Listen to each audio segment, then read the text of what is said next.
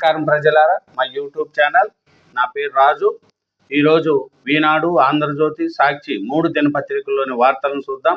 వార్తలను చూసే ముందు నా ఛానల్ను సబ్స్క్రైబ్ చేయని వాళ్ళు ఉంటే దయవుంచి సబ్స్క్రైబ్ చేసుకోండి. అలాగే నా వీడియోను లైక్ చేసుకోండి. ముఖ్యంగా చూస్తే నిన్న పంజాబ్పై బెంగళూరు ఐపీఎల్ మ్యాచ్ ఫైనల్లో గెలిచిందండి. బెంగళూరులో విరాట్ కోహ్లీ టీం మొత్తం విజయోత్సవాలు జరుపుకున్నారు. ఎందుకంటే బెంగళూరుకి ఒక చాలా రోజుల కళ ఐపీఎల్ ఫైనల్ గెలవాలని. అట్లాంటిది బెంగళూరు గెలవడంతో జట్టు సభ్యులంతా విజయోత్సవం జరుపుకున్నారు. ఉత్కంఠభరితంగా జరిగిన దాంట్లో పంజాబ్పై బెంగళూరు గెలిచిందండి. ఇంకా చూస్తే ఆంధ్రజ్యోతి, ఆంధ్రప్రదేశ్ న్యూస్ అండి. మనం ఇప్పుడు చదివేది ఆంధ్రజ్యోతి, ఆంధ్రప్రదేశ్. ఎవరిది ఎన్నుపోటు? సరిగ్గా ఏడాది కిందట 2024 జూన్ 4వ తేదీ, ఆ రోజు 5 ఏళ్ల జగల పాలన అంతమైన రోజు, 5 ఏళ్ల నిర్బంధానికి తెరపడిన రోజు, స్వేచ్ఛను పండిన సర్కారు సంఖ్యలు తెగిన రోజు, నోరు తెరిచి మాట్లాడలేని భయం మాయమైన రోజు, ఎన్నికల్లో ప్రజలిచ్చిన తీర్పు వెలువడిన రోజు. కానీ ఈ రోజును వైసీపీ ఎన్నుపోటు దినం అని పిలుస్తుంది. జనం ఇచ్చిన తీర్పును ఎన్నుపోటుగా అభివర్ణిస్తుంది. ప్రజలు ఎన్నుపోటుదారులుగా చిత్రీకరిస్తుంది. అసలు ఎన్నుపోటు ఎవరిది? 2019 ఎన్నికల ముందు అమరావతికి జై కొట్టి అధికారంలోకి రాగానే 3 ముక్కలాట మొదలుపెట్టిన వాళ్ళది కదా. 5 నక్షత్రాల ఓటర్లు మినహా ఎక్కడా మద్యం కనిపించకుండా చేస్తానని చెప్పి అదే మద్యంతో ముడుపులు మాటలు కట్టుకున్న వాళ్ళది కదా.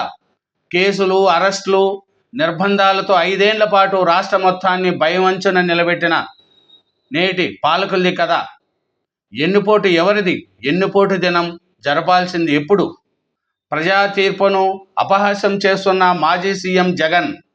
ప్రజలను ఎన్నుపోటుదారులుగా చిత్రీకరణ. సరిగ్గా ఏడాది కిందట వైసీపీ పాలనకు తెర, కూటమి సర్కారు పట్టం కట్టిన జనం నేడు ఎన్నుపోటు దినం అంటున్న వైసీపీ ఒక ఛాన్స్ అంటూ వచ్చి 5 ఏళ్లు విధ్వంస నిర్బంధం, కక్ష సాధింపుల ఎజెండాగా పాలన. మద్యము నుంచి ఇసుక దాకా ముడుపులే పత్యాసాయానికి బదులు ప్రజలపై జగన్ పగ. తుని రైలు దహనం కేసు తిరోదండం. రాష్ట్ర ప్రభుత్వ స్పష్టీకరణ. అప్పీలుకు అనుమతిచ్చిన జీవో రద్దు. ప్రజా తీర్పును శిరస వహిస్తాం. మాలో లోటుపాటు ఉంటే సరిదిద్దుకుంటాం. నిర్మాణాత్మక ప్రతిపక్షంగా వ్యవహరిస్తాం. ఎన్నికల్లో ఓటమి పాలైన ఏ పార్టీ అధినేత అయినా చెప్పే మాటలేవి. కానీ వైసీపీ అధ్యక్షుడు వైఎస్ జగన్మోహన్ రెడ్డి తీరే ఏరు. గత ఏడాది ఎన్నికల ఫలితాలు వెలువడిన జూన్ 4ను ఆయన ఎన్నుపోటు దినంగా జరుపుకుంటున్నారు. తీర్పు చెప్పిన ప్రజలను ఎన్నుపోటుదారులుగా చిత్రీకరిస్తున్నారు. ఇది ప్రజా తీర్పును అపహాసం చేయడమే. చూడండి, జగన్మోహన్ రెడ్డి గారు ఎన్నుపోటు దినంగా జరుపుకుంటున్నారు. ఏది ఎన్నుపోటు అంటే 5 ఏళ్ల పాటు రాజధాని ప్రాంతం లేదు, 3 రాజధానులు అంటూ లేని చేసి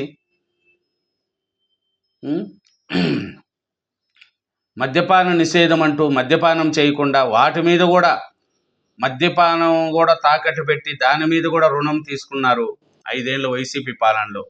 మళ్ళీ ఏది ఎన్నుపోటు దినం? జూన్ 4న జగన్మోహన్ రెడ్డి గారు వైఎస్ఆర్సీపీ ప్రభుత్వం అంతమై కూటమి ప్రభుత్వం 164 సీట్లతో విజయం సాధించింది. ఏది ఎన్నుపోటు దినం అని ప్రజలు అడుగుతున్నారు జగన్మోహన్ రెడ్డి గారిని. ఇంకా చూస్తే గోబాక్ జగన్ అంటూ నల్ల బెలూన్లు, ప్లస్ కార్డులతో జగన్ కాన్వాయ్పైకి దూసుకొస్తున్న దళిత సంఘాల నాయకులను అడ్డుకుంటున్న పోలీసులు. వారంతా అమాయకులు, చిన్ననాటి స్నేహితులు. కానిస్టేబులే వారిపై దౌర్జన్యం చేశారు. పాత కేసులున్నాయేమో తెలియదు, అందుకని అంత దారుణంగా కొడతారా? రౌడీ షీటర్లకు మద్దతుగా తెనాలిలో జగన్ వ్యాఖ్యలు. మొక్కుబడిగా సాగిన పరమాంస తంతు. రౌడీ షీటర్లను కలుస్తారని తొలుత ప్రచారం, కానీ కుటుంబాల్లో మాత్రమే పలకరించి ఎనిక్కి. అన్నీ అబద్ధాలే. ఆ రౌడీ సీట్ల కథ జగన్కి ఎరికే. ఆయన హయాంలో రాకేష్, విక్టర్పై నమోదు. ఒక్కొక్కరిపై 9-10 క్రిమినల్ కేసులు. అందులో చాలా వరకు వైసీపీ హయాంలోనే. దళితులు, మైనార్టీలు వీరు బాధ్యతలే. ఐత్ నగర్ కేంద్రంగా కొన్నేళ్లుగా రౌడీ రాజ్. అలాంటి వారికి అమాయకులని సర్టిఫికెట్, జరిగిన ఘటన వక్రీకరించి నయ్యా కహాని అలాంటి వారి పరమాంశకు పనిగట్టుకొని తెనాలికి పోలీసులు లాఠీ కౌన్సిలింగ్ ఇచ్చాకే వీళ్ళందరిపై రౌడీ షీటర్లు తెరిచారని తెనాలి పర్యటనలో వైసీపీ అధినేత జగన్ సెలవిచ్చారు. అయితే ఈ మాటలు పచ్చి అబద్ధాలు. ఈ విషయం ఆయనకు బాగా తెలుసు. జగన్ మంగళవారం తెనాలిలో మద్దతుగా మాట్లాడే రౌడీ షీటర్లు దోమ రాకేష్, జాన్ విక్టర్లపై 2 ఏళ్ల క్రితం ఆయన హయాంలోనే రౌడీ షీటర్లు తెరిచారు. చూడండి, వాళ్ళ ముగ్గురు కూడా రౌడీ షీటర్లు. జగన్ ప్రభుత్వంలో ఉన్న హయాంలోనే ఆ ముగ్గురు మీద కూడా రౌడీ షీటర్ల కేసులు వాళ్ళే జగన్మోహన్ రెడ్డి గారి ప్రభుత్వం ఉన్నప్పుడే ఓపెన్ చేశారు. మళ్ళీ జగన్మోహన్ రెడ్డి గారు వచ్చే వాళ్ళను అమాయకులు మంచోళ్ళు అంటున్నారు. మరి అమాయకులు మంచోళ్ళతో వాళ్ళ మీద కేసులు పెట్టిన వాళ్ళు అప్పుడు మీ మీద కూడా కేసు పెట్టాలి కదా. వాళ్ళు మంచోళ్ళు అన్నప్పుడు మళ్ళీ మీ వైసీపీ ప్రభుత్వంలో ఎందుకు కేసు పెట్టారు వాళ్ళ మీద? అది కూడా ప్రజలు ఆలకిస్తున్నారు. ఇంకా చూస్తే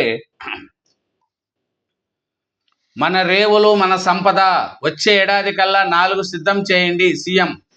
తొలి దశలో కుప్పం, అమరావతి, శ్రీకాకుళం విమానాశ్రయాల నిర్మాణం, ఏజెన్సీ ప్రాంతంలో పోర్ట్లు. చూడండి, ఇంకా చూస్తే 2వ పేజీలో ఏముంది? సాక్షి 2వ పేజీ. ఆంధ్రజ్యోతిలో చూస్తే నరేందర్ సరెండర్, ట్రంప్ ఆదేశించారు, ప్రధాని మోడీ ఆపేశారు, పాక్తో కాల్పులేపడంపై రాహుల్ విమర్శలు. చూడండి, రాహుల్ గాంధీ ఏమంటున్నారంటే నరేంద్ర మోడీ గారు సరెండర్ అయ్యారు అంటే ట్రంప్ ఆదేశించారు, నరేంద్ర మోడీ గారు మానుకున్నారు. తెలంగాణ ఈనాడు తెలంగాణలో చూస్తే ముఖ్యంగా ఇన్నాళ్ళలో వేచిన విజయం, ఫలించిన ఆర్పివి కళ, తొలి ఐపీఎల్ టైటిల్ కైవాసం, ఫైనల్లో పంజాబ్పై గెలుపు. చూడండి, నిన్న ఐపీఎల్ మ్యాచ్లో పంజాబ్పై గెలిచిన బెంగళూరు. ఇంకా చూస్తే ముఖ్యంగా పేపర్లో చూస్తే 15 ఆగస్టు నాటికి భూ సమస్యల పరిష్కారం. చూడండి, ఉప ముఖ్యమంత్రి మల్లు బట్టి విక్రమార్క, మంత్రులు పొంగులేటి శ్రీనివాసరెడ్డి, తుమ్మల నాగేశ్వరరావు 15 ఆగస్టు నాటికి భూ సమస్యల పరిష్కారం, దేశానికి ఆదర్శంగా భూభారతి చట్టం, రెవెన్యూ సదస్సుల్లో మంత్రులు వ్యాఖ్యలు. చూడండి, మానసిక రోగులకు కలిసిహారం కాటు, ఎర్రగడ్డ ఆసుపత్రిలో 1 మృతి, మరో 70 మందికి అవస్థత, నమూనాలను పరీక్షలకు పంపిన అధికారులు. చూడండి, ఎర్రగడ్డ ఆసుపత్రి అంటండి.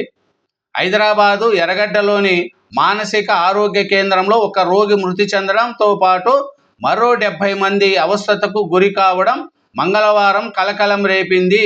వివిధ వార్డుల్లో చికిత్స పొందుతున్న 71 మంది మానసిక రోగులు సోమవారం మధ్యాహ్నం భోజన అనంతరం అవస్థతకు గురయ్యారు. వీరిలో 3 పరిస్థితి విషమంగా మారడంతో ఉస్మానియా ఆసుపత్రికి తరలించారు. మిగిలిన వారికి ఆసుపత్రిలోనే చికిత్స అందిస్తున్నారు. చూడండి, ఎర్రగడ్డ ఆసుపత్రిలో కలిసి ఆహారం తిని 70 మందికి అవస్థత ఏర్పడిందంట. 1 మనిషి చనిపోయారంట. 3 పరిస్థితి సీరియస్గా ఉందంట. ప్రాధాన్యత పన్నులపై బట్టి చైర్మన్గా మంత్రివర్గ ఉపసంఘం. రాష్ట్రంలో కొత్త నిర్మాణ పన్నులకు ప్రతిపాదనలకు పరిశీలించి ఏవి అవసరమో నిర్ణయించడానికి, పాత పన్నుల్లో ప్రాధాన్యతగా చేపట్టాల్సిన వాటిని సిఫారసు చేయడానికి ప్రభుత్వం మంత్రివర్గ ఉపసంఘాన్ని నియమించింది. ఆర్థిక శాఖను చూస్తున్న ఉప ముఖ్యమంత్రి బట్టి విక్రమార్క చైర్మన్గా ఉండే ఈ కమిటీలో నీటిపారుదల, పంచాయతీరాజ్, రోడ్డు, భవనాల, పరిశ్రమల శాఖ మంత్రులు ఉత్తమ్ కుమార్ రెడ్డి, సీతక్క, కోమటిరెడ్డి వెంకటరెడ్డి, శ్రీధర్ బాబు సభ్యులుగా ఉన్నారు. 3 అంశాలపై అధ్యయనం చేసి నెల రోజుల్లోగా ఉపసంఘం నివేదికను అందజేయాలని ప్రభుత్వము ఈ నెల 1న జారీ చేసిన ఆదేశాల్లో పేర్కొనింది. ఇంకా చూస్తే సాంకేతికత బాగు, అమల్లో జాగు. ప్రాథమిక ఆరోగ్య కేంద్రాల్లో ఈహెచ్ఎంఐఎస్ అంతంతే, ఆపరేటర్ల కొరత, సర్వర్ డౌన్తో సమీక్షలు. చూడండి, ఏదైనా శాఖలో సాంకేతికను అధిగమించుకుంటే పాలన మరింత వేగవంతమవుతుంది, ప్రజలకు మెరుగైన సేవలు అందుతాయి. కానీ ప్రాథమిక ఆరోగ్య కేంద్రాల్లో కొత్తగా తీసుకొచ్చిన సాంకేతికతతో పని సులువు కాకపోగా వైద్యులు, సిబ్బంది సమయం మరింత వృధా అవుతుందన్న ఫిర్యాదులు వస్తున్నాయి. సర్వర్ డౌన్ కావడంతో సాంకేతిక వినియోగానికి తగినంత మంది సిబ్బంది లేకపోవడంతో సమస్యలు తప్పడం లేదు. చూడండి, ఆసుపత్రి ప్రాథమిక ఆరోగ్య కేంద్రాల్లో ఈ సర్వర్ డౌన్ ప్రాబ్లం వల్ల చాలా ఇబ్బందులుగా ఉంటున్నాయి. ప్లస్ ఈ ఆపరేటర్లు కొరత కూడా ఉంది. ఆపరేటర్లు వాళ్ళు సిబ్బంది కూడా తక్కువ ఉంది అని రాశారు. పుస్తకాలు లేని చదువులు ఇప్పటికీ పూర్తవని ఇంటర్ పాఠ్యపుస్తకాలు ముద్రణ. నెలన్నర రోజులు ఉత్త చేతలతోనే కళాశాలకి వెళ్లాల్సిన స్థితి. తెలుగు అకాడమీలో పాలన అస్తవ్యస్తం. చూడండి, రాష్ట్రంలోని ఇంటర్ ప్రథమ ద్వితీయ సంవత్సర విద్యార్థులు ఈసారి కనీసం మరో నెలన్నర రోజుల పాటు పాఠ్యపుస్తకాలు లేకుండానే చదువుకోక తప్పదు. జూన్ 2న విద్యా సంవత్సరం మొదలైన ప్రభుత్వ జూనియర్ కళాశాలతో పాటు మార్కెట్లోనూ విక్రయానికి పుస్తకాలు తీసుకురాలేదని పోయారు. విద్యాశాఖ, ఇంటర్ బోర్డు, తెలుగు అకాడమీ మధ్య సమన్వయం లేకపోవడంతో సమస్యగా మారింది అని అభిప్రాయం వ్యక్తమవుతుంది. చూడండి, ఇంటర్లో పుస్తకాలు లేవంట. హైదరాబాదు రాష్ట్రంలో ఇంటరు ప్రథమ ద్వితీయ సంవత్సర విద్యార్థులకు ఈసారి పుస్తకాలు కూడా ఇంకా నెలన్నర టైం పడుతుందంట ముద్రించడానికి. ఒక నెల రోజుల పాటు ఖాళీగా వెళ్లాల్సి వస్తుంది.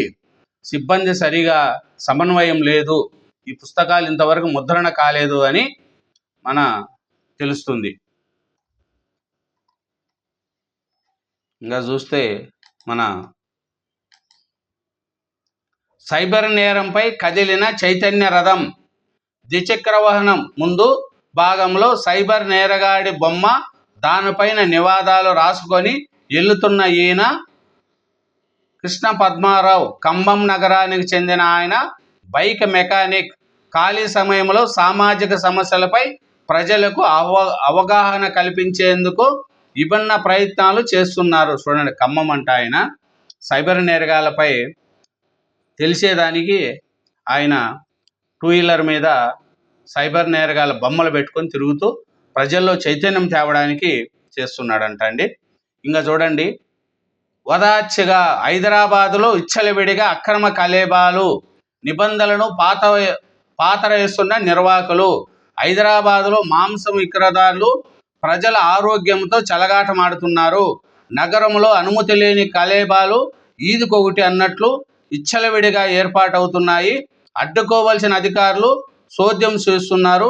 ఆరోగ్యంగా ఉన్న జంతువులనే వధించి విక్రయించాల్సి ఉండగా పలు రకాల వ్యాధులు సోకిన వాటిని సైతం వధించి రీటబుల్ మాంసం దుకాణాలు సరఫరా చేస్తున్నారు. చూడండి, ఈ మాంసం అమ్మే దుకాణాలు హైదరాబాద్లో గల్లీకి చాలా పడినాయి. వాటిల్లో మామూలుగా మంచిగా ఉండే జంతు గొర్రెలు కానీ మేకలు కానీ వాటిని విక్రయించాలి, కట్ చేసి విక్రయించాలి. కానీ రోగం వచ్చినా చనిపోయిన వాటిని కూడా కట్ చేసి అమ్ముతున్నారని తెలుస్తుంది. హైదరాబాద్లో ఇది యథాచ్ఛగా ఈ మాంసం విక్రయాలు నడుస్తున్నాయి. జాగ్రత్త, ప్రజలు కూడా ఆలోచించి తినాల. గురుకులాల్లో కోడింగ్ పేరిట కోట్లు దుర్వినియోగం. సాక్షి ఆంధ్రప్రదేశ్ అండి. సాక్షి ఆంధ్రప్రదేశ్ చూస్తే మనం నిన్న జగన్మోహన్ రెడ్డి గారు తెనాలికి వెళ్ళారండి. అక్కడ నడి రోడ్డుపై కొట్టే అధికారం పోలీసులకి ఎవరిచ్చారు? ఆ 3 యువకుల కుటుంబాలను చూసి వాళ్ళకు ఓదార్చి వచ్చాడండి. దాని విషయం చూసుకున్నాం. దాంట్లో వాళ్ళు రౌడీ షీటర్లు కాదండి, మంచివాళ్ళు అని జగన్మోహన్ రెడ్డి గారు ఒత్తాసు పలుకుతున్నారు. మళ్ళీ ప్రభుత్వమేమో వాళ్ళు రౌడీ షీటర్లు, వైసీపీ ఆయంలోనే వాళ్ళ మీద ఒకరి మీద 7-8 క్రిమినల్ కేసులు ఉన్నాయి, మాదక ద్రవ్యాల కేసులు ఉన్నాయి. అది వైసీపీ ప్రభుత్వం వాళ్ళ మీద కేసులు పెట్టింది అని ఆ రికార్డులన్నీ చూపిస్తున్నారండి. అప్పుడు జగన్మోహన్ రెడ్డి గారి ప్రభుత్వంలో వాళ్ళ మీద పెట్టిన కేసులు తప్పుడు కేసులా? వీళ్ళు మంచి వాళ్ళు అంటున్నారు కదా, మంచి వాళ్ళు అన్నప్పుడు అలా ఎందుకు కేసులు పెట్టారనేది కూడా వైసీపీ ప్రభుత్వం గుర్తించుకోవాలా. ఇవి చూద్దాం. రెడ్ బుక్ ఒత్తాసు అదుపు తప్పిన పోలీస్. నడి రోడ్డుపై కొట్టే అధికారం పోలీసులకు ఎవరిచ్చారు? వీళ్ళు కేసులు పెట్టి వీళ్ళు తీర్పులిచ్చే కోర్టులు ఎందుకు? తెనాలి ఘటనపై నిప్పులు చెరిగిన మాజీ సీఎం వైఎస్ జగన్ బహిరంగంగా రోడ్డుపై కూర్చోబెట్టి చితకబాదడం న్యాయమా? కేసుల విషయంలో కోర్టులు చూసుకుంటాయి. ఏకంగా 24 కేసులు ఉన్నాయని చంద్రబాబును కూడా నడి రోడ్డు పైన కొడతారా? పోలీసులే చట్టాన్ని ఉల్లంఘించడం ధర్మమా? బాధ్యతలంతా చదువుకున్న వారే. పెండ్లి కావాల్సిన చెల్లెళ్ళు ఉన్నారు. పోలీసుల చర్యల వల్ల కుటుంబాలకు అప్రతిష్ట. ఇద్దరు ఆ కుటుంబాల పరువు ఎవరు తీసుకొస్తారు? ఇప్పుడు ఆ కుటుంబాల పరువు ఎవరు తీసుకొస్తారు? ఘటన తర్వాత వారిపై రౌడీ షీటర్ ఓపెన్ చేశారు. మంగళగిరికి చెందిన వారిని తెనాలికి తీసుకొచ్చి ఎందుకు కొట్టారు అంటే పోలీసులు చెప్పేవన్నీ అబద్ధాలే కదా. జగన్ పర్యటనలో భద్రత లోపాలు, చింతలంపూడి చెక్పోస్ట్ నుంచే ఆటంకాలు, ట్రాఫిక్ నియంత్రించకుండా పోలీసుల నిర్లక్ష్యం, కనీస వాహనం కూడా దిగని కాన్వాయ్ పోలీసులు. చూడండి, కాపులకు దన్నుగా వైఎస్ఆర్సీపీ. కాపులంటే బాబుకు కడుపు మంట. కాపు సామాజ వర్గంపై మరోసారి కక్ష సాధించేందుకు సీఎం చంద్రబాబు సిద్ధమయ్యారు. గతంలో కోర్టులు కొట్టేసిన తుని రైలు దహనం కేసు మరోసారి తిరగదాడేందుకు తాజాగా చంద్రబాబు ప్రభుత్వం జీవో జారీ చేయడం దీనికి నిదర్శనము. అంబటి రాంబాబు మరోసారి చంద్రబాబు కక్ష సాధిస్తున్నారు. కాపు ఉద్యమ సమయంలో అక్రమ కేసులు పెట్టి చంద్రబాబు మానసిక ఆనందం పొందుతారు. కాకినాడ జిల్లా అధ్యక్షులు దాడిశెట్టి రాజా. కాపుల కన్నెర తోక మడిచిన బాబు. ప్రభుత్వ దుస్థితిపై మండిపడ్డ వైఎస్ఆర్సీపీ ఇది లేక జీవో ఉపసంహరించుకున్న ప్రభుత్వ పెద్దల నిర్వాహకానికి అధికారులను బదిలీ చేసే యోచన. సీఎం చంద్రబాబు ఆదేశాలతో జీవో జారీ. ఇది ఇంకా చూస్తే ప్రజలకే ఎన్నిపోటు అని ఈరోజు ఎన్నిపోటు దినంగా వైఎస్ఆర్సీపీ వాళ్ళు చేస్తున్నారండి. అంటే జూన్ 4న 164 సీట్లతో కూటమి ప్రభుత్వం బంపర్ మెజార్టీతో గెలిచింది. కాబట్టి ఇది ఎన్నిపోటు దినము అని మన జగన్మోహన్ రెడ్డి గారు ఈరోజు ఎన్నిపోటు దినంగా అభివర్ణించారు. కొన్ని కార్యక్రమాలు కూడా చేస్తున్నారు. ప్రజలకే ఎన్నిపోటు నమ్మించి నట్టింట ముంచిన కూటమి ప్రభుత్వం. సూపర్ 6తో సహా 143 హామీలను తుంగలో తొక్కిన సీఎం చంద్రబాబు. బాబు షూరిటీ భవిష్యత్తుకు గ్యారంటీ పేరుతో నేడు ఇంటింట బాండ్లు పంపిణీ. ఏడాదిలో 1,51,604 కోట్లు అప్పు చేసిన ఒక హామీ అమలు చేయని సర్కారు. హామీల అమలుపై ప్రశ్నించే గొంతులను రెడ్ బుక్ కుట్రలతో నొక్కేస్తున్న వైనము. టీడీపీ కూటమి ప్రభుత్వం చేస్తున్న మోసంపై వైఎస్ఆర్సీపీ ఉద్యమ బాట. ఎన్నికల ఫలితాలు వెలువడిన రోజు జూన్ 4ను ఎన్నిపోటు దినంగా పాటించాలని వైఎస్ జగన్ పిలుపు. నేడు రాష్ట్ర వ్యాప్తంగా అన్ని నియోజకవర్గాల్లో వైఎస్ఆర్సీపీ నిరసన ర్యాలీలు, తక్షణ హామీలు అమలు చేయాలని కోరుతూ అధికారులకు డిమాండ్ పత్రాలు ఇవ్వనున్న నేతలు. చూడండి, ఈరోజు ఎన్నిపోటు దినంగా జగన్మోహన్ రెడ్డి గారు చేస్తున్నారండి. ఎందుకంటే ఒక సూపర్ 6తో సహా 143 హామీలను తుంగలో తొక్కిన సీఎం చంద్రబాబు నాయుడు గారని సాక్షి పేపర్లో రాశారు. ఇంకా తెనాలి కుర్రోళ్ళు వాళ్ళు మంచి వాళ్ళు, చదువుకున్న కుర్రోళ్ళు, వాళ్ళను నడి రోడ్డుపై కొట్టే అధికారం పోలీసులకు ఎవరిచ్చారు? చంద్రబాబు నాయుడు గారి మీద 24 కేసులు ఉన్నాయి. చంద్రబాబు నాయుడు గారు తెచ్చి ఇట్లా కొడతారా అని జగన్మోహన్ రెడ్డి గారు హెచ్చరిస్తున్నారు. ఇంకా చూస్తే అప్పుల భారం 1,54,604 కోట్లు ఏడాది పాలనలో చంద్రబాబు చేసింది ఏమైనా ఉందా అంటే అవి అప్పులే. రాష్ట్ర చరిత్రలో ఇంత తక్కువ వ్యవధిలో ఉన్న ఇన్ని అప్పులు ఘనత బాబుదే. అయినా సూపర్ 6 హామీల్లో ప్రజలకు ఇచ్చింది శూన్యము. చూడండి, అప్పులు 1,51,604 కోట్లు అప్పులు చేసినాడు చంద్రబాబు నాయుడు గారు. సూపర్ 6 అనేది ఏమీ అమలు చేయలేదు, ఇది శూన్యము అని సాక్షి పేపర్లో న్యూస్ రాశారండి. రిజిస్ట్రేషన్ కష్టాలు ఇదిన్ని కాదయ్యా. ఒకే సర్వే నెంబర్లోని ఆస్తిని పలువురు రిజిస్టర్ చేయించుకోవాలంటే సుక్కలే. ఒకసారి ఒకరికి రిజిస్ట్రేషన్ అయ్యాక మళ్ళీ సబ్ డివిజన్ మ్యాట్యువేషన్ జరిగాకే రెండో రిజిస్ట్రేషన్, మూడో వ్యక్తికి రిజిస్ట్రేషన్ జరగాలంటే మళ్ళీ అదే ప్రక్రియ పూర్తి అవ్వాల్సిందే అని రాశారండి. ఇంకా చూస్తే బాలికపై టీడీపీ కార్యకర్త అఘాయిత్యం. తల్లిదండ్రులు చెప్తే చంపేస్తానంటూ బెదిరింపులు, బాలికకు కడుపు నొప్పి రావడంతో వైద్య పరీక్షల్లో బయటపడిన దారుణం, కామాంధుడిపై దాడి చేసిన బాలిక బంధువులు, నిందితుడు టీడీపీ వ్యక్తి కావడంతో పోలీసులు రాసమర్యాదలు చేస్తున్నారని మండిపాటు. పశ్చిమ గోదావరి జిల్లా ఆకివీడిలో ఘటన చూడండి. ఇది ఆంధ్రజ్యోతిలో ఏం రాశారంటే, ఒక మాంసం దుకాణాన్ని నడుపుకుండే ఈడు ముసలు అయిన ఒక 6 ఏళ్ల బాలికంట, చిన్నపిల్ల మీద అఘాయిత్యం చేశాడు అని ఆంధ్రజ్యోతిలో రాశారు. సాక్షి పేపర్లో ఏం రాశారంటే, ఇతను టీడీపీ కార్యకర్త, 70 ఏళ్ళు వయసున్న ఇతను 6 ఏళ్ల పిల్ల అమ్మాయిపై టీడీపీ కార్యకర్త అఘాయిత్యం చేశారని సాక్షి పేపర్లో రాశారు. మరి ఏది నిజం, ఏది అబద్ధం?